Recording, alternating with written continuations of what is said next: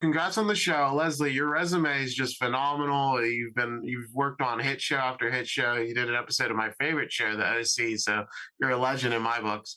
But you also directed some really memorable episodes of The West Wing. So you have experience with like that top-notch political television.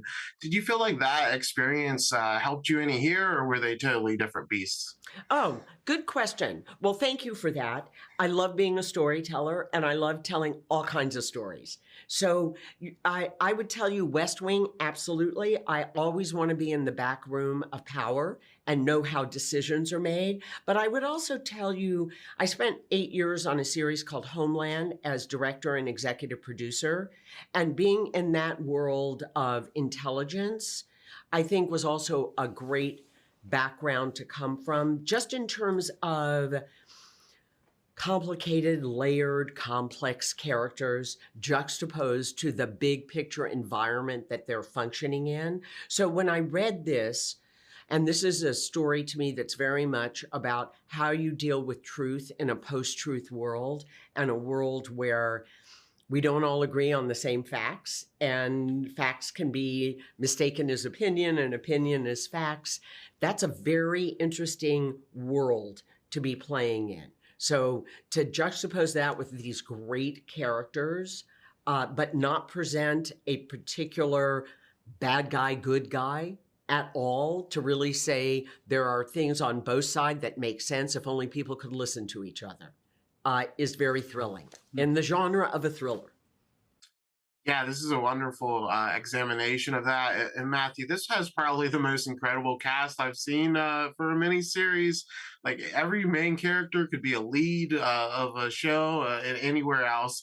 How is it going from like Lizzie Kaplan as your scene partner in one scene, then Robert De Niro in the next, and you've got really juicy material? I imagine that's just like a pure delight for an actor. It is. It is. I mean, it all began, I think, with Robert De Niro. Robert is the pinnacle of this project, and it was something he wanted to do for a long time. Then we ran into COVID, and then we ran into the actor strike, and so I think that gave us all a desire. For me, I just wanted to work with Robert De Niro, and then there was Angela Bassett, then there was Lizzie Kaplan, it was Joan Allen, it was crazy, Connie Britton, to have the opportunity. If you think about acting like a tennis game, you want to play with people who are better than you because it makes your game better. So to be able to work with such professional tennis players, if I may, it was a great pleasure to play with them. Jeez, I understood everything you said. Yeah, I shouldn't take drugs before I do my interviews. And Leslie, I want to ask about Jesse Plemons. I thought he was so phenomenal in this show, and he got in such great shape. How was it working with him? Well, it's my second time working with Jesse. I had done a limited series for HBO called Love and Death. With him and with another Elizabeth Olsen, and had a great experience working with him.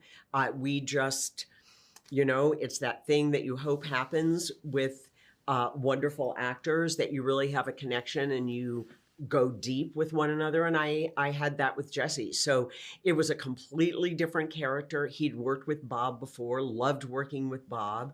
And the idea of playing like a body man, a slick operative, was really exciting and something he hadn't done. And I think he embodies that guy beautifully. And of course, this project is incredibly well researched. You owe it to yourself if you're dealing with things that are realistically real, though there are certain things that have not yet happened, and let's hope that they don't, in terms of cyber weapons.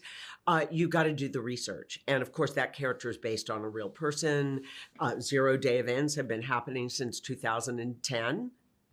Not all happening simultaneously in all industries.